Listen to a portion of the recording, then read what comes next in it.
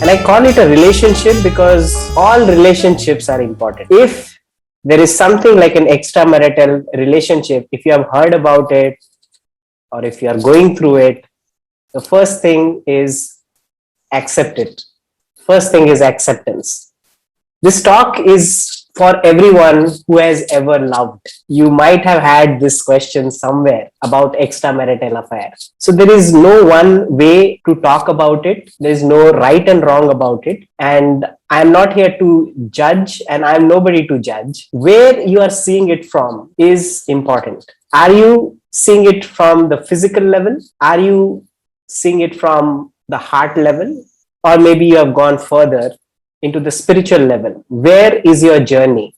And hence, we would look at extramarital relationship that way. Friends, I believe in karma, and I believe all relationships are karmic. We are in a relationship to learn, to evolve. There's a simple formula to this. Good karma, good relationship. Bad karma, bad relationship. What is the purpose behind it is to learn the lesson. So the question is, when somebody is in an extramarital relationship, did they learn the lesson from the earlier relationship or not? I'm going to talk about this in two ways. One is from a love-based perspective and one is from a fear-based perspective.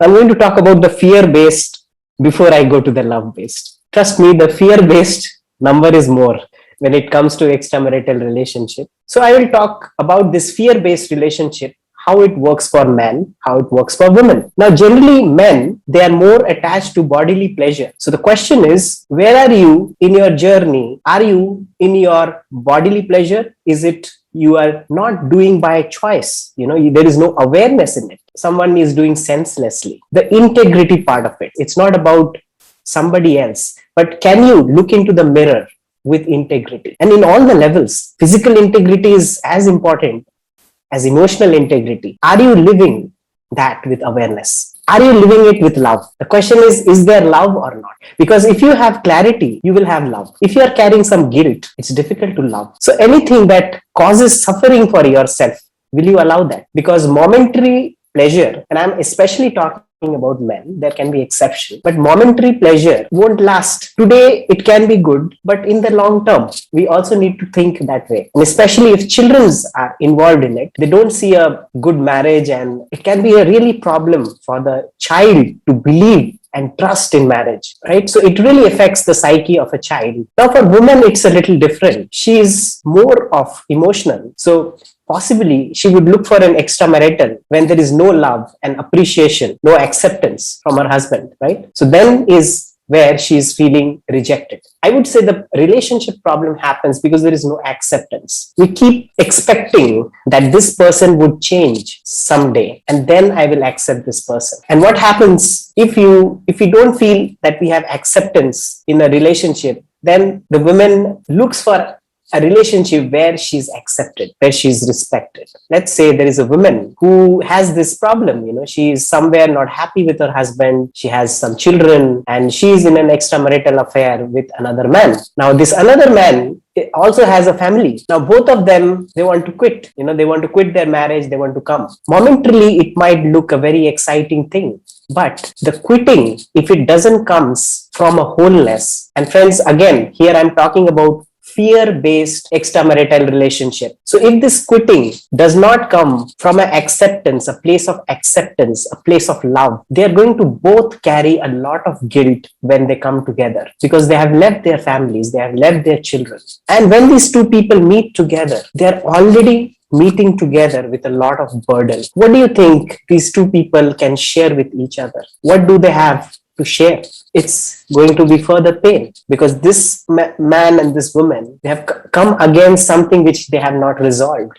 So this can only take them into deeper pain. What is the solution? Now the solution is this woman's husband, this man's woman needs to realize that this has happened. And the whole family needs to support this woman. For this woman, the whole family, she needs a support to take her back into the family. It is just like some crisis has happened to the family, like how we get physical illness. It is some crisis the woman is going through. She's She's not feeling loved. And the husband takes the responsibility to understand that, okay, that is the reason she left me. And the children, all the family member takes responsibility to welcome her back to her home, give her that love. And she needs some time to come out of this.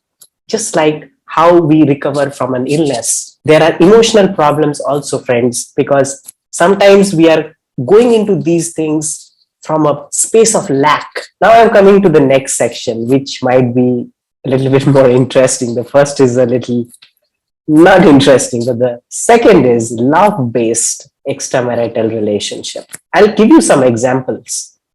Let's say that a woman is going through an abusive relationship, and through the self-work, she started developing this self-love, saying no to these abuses. And maybe she finds a better man where she gets the respect she wants. So this woman does not have a guilt when she would be leaving this man, because probably she would have learned the karmic lesson, what she needed to learn from this man. So divorces are not always bad. It can be an wow experience also. This woman, she can talk to her man, settle down things, and she can move out from this relationship for the sake of her self-respect. The second example is, I had a case where this woman says, I'm in a 14 years marriage. I have a lovely son. My husband is a great friend. We have a great bonding. We are the best friends. Everything is amazing. But before 2 years, one man entered our life, and I got so much attracted to this man. I love my husband. I shared this with my husband also. But I am in so much of pain. What do I do? This is the situation I want to talk about. Some rare situation. This relationship, sometimes they come into our lives to awaken us. That means this other person is coming with an energy that the couple needs. So, in many traditions like Tantra, Taoism, there are exercises where both the couple, they can meditate on the energy of this man. What is this energy that the couple need in their relationship? They can meditate on this energy and bring that energy into their relation. That is one way. Another way can be, sometimes this woman has to go through this relationship. Why? To be more intimate with her husband, to learn her lessons. Maybe there is some pending karma. If they are conscious couple, the woman can ask permission from her husband. Would you allow me to live this relation? Because it's important for me. I think I need to live this. And the man, if he is a conscious man, he will give the permission to his wife to live this relation. And then it can be a short-term relationship where there is a soul growth for 3 of them, and the women can come back, and then the couple can go on with their relationship. And I again repeat, these are for conscious couple. Everybody is not ready for this kind of relationship. There is no guilt attached to this at all. It's only love. And this woman is clear about what she's doing. The man is clear. And the third set, like a man and a woman, they had a wonderful relationship. They have lived for many years. They have learned their lessons. And now there is no spark in this relationship. The woman finds another man, or the man finds another woman, and they can sit and talk about this. They can come to an agreement or to a decision probably, that probably it's time to move on, because we have learned the lesson. When the lesson is learned, probably the attraction drops. So they depart with a celebration, or they accept this with a celebration. Where are you in your journey? That is where you are going to see these things as. Now, another way I'm going to talk about is what happens to this partner who is the other side. For example, if the woman is having a extramarital, the partner feels very betrayed, right? What happens to the partner? One thing is, first reaction is he gets mad, he gets angry, go out, get out.